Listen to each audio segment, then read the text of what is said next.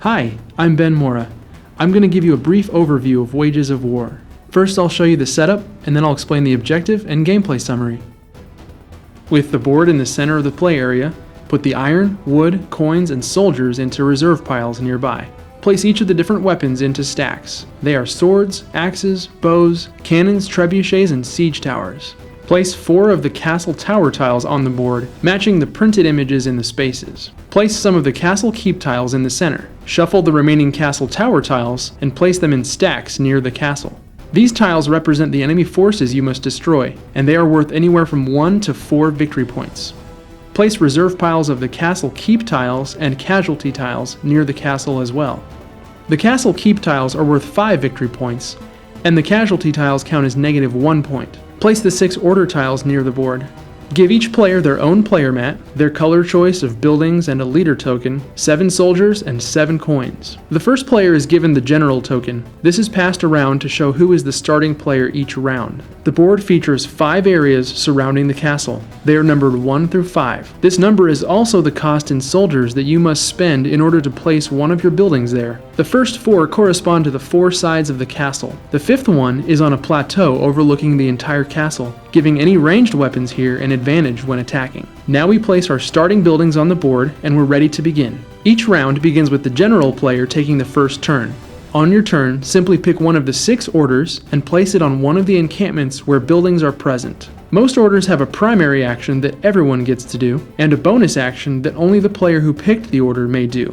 When you issue an order, you may do both the primary and bonus action. Then going clockwise, each other player may do just the primary action. In this case, the build order allows everyone to build one building here. Since this is encampment number 3, the current player will spend 3 soldiers to place a building here. Then, using the bonus action, which allows you to build one building anywhere, the player chooses to spend 2 more soldiers and place a building on encampment number 2. Then, going clockwise, each player may spend 3 soldiers if they wish to place a building on encampment number 3. After resolving this order, the next player gets to choose an order. The Gather Resources order allows everyone to gain either 2 wood or 1 iron for every building of their color in this encampment, and/or for every 2 coins they spend. The bonus action allows the player who picked this order to gain an additional 2 wood or 1 iron. Green player has 1 building here and gets the bonus action, so gets 2 selections of resources for free. Once each player has had a chance to gather resources, the next player will pick an order, everyone will resolve it, and then the next player, and so forth. Once each encampment with buildings has received an order, a new round begins. Simply put all of the order tiles back in the lineup and pass the general token to the next player. These are the 6 orders. Earn Wages lets you gain coins, which can be spent during the other orders. Gather Resources lets you gain wood and iron. Build Encampments is how you get more buildings on the board. Produce Weapons lets you spend resources to make weapons. Hire Soldiers provides you with soldiers to wield your weapons. And Attack is how you send the army you've built to attack the castle, earning you points. Your player mat shows each of the weapons and their costs. There are hand weapons and siege engines. During the Produce Weapons order, let's spend 1 wood to make a bow so this idle soldier has something to do. Siege engines are played as improvements under your buildings. When the attack order is played, players take turns declaring which side of the castle they wish to send their troops to attack. Then when it is your turn to attack, you first fire any ranged weapons at the castle towers, claiming tiles for points, replacing the tiles as you go. This cannon is in range of this tile. It has a range strength of 2, which is enough to claim these 2 points. Once you are done firing your ranged weapons, tally up your melee strength and compare it to the total value of the wall you are facing. If your melee strength is equal to or greater than the wall's strength, your melee attack is successful, and you claim both of those tiles plus a 5 victory point bonus for having penetrated the wall. Then count the total of the 2 remaining tiles. This is the number of casualties you will suffer.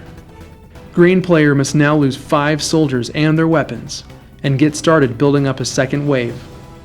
Now that green player is done attacking, the next player around the table, which is red, gets to conduct their attack, firing ranged weapons to claim tiles, then comparing melee strength to penetrate the wall for even more points.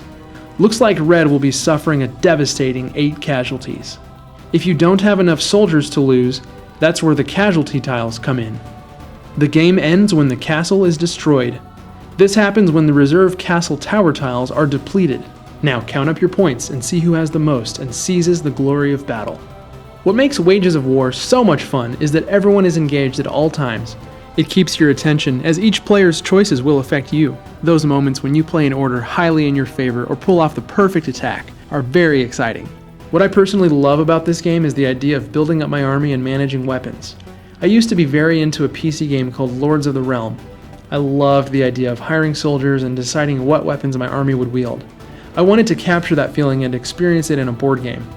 I also love games with a worker placement mechanic, and wanted to turn that upside down or twist it in some way. Thus, Wages of War was born.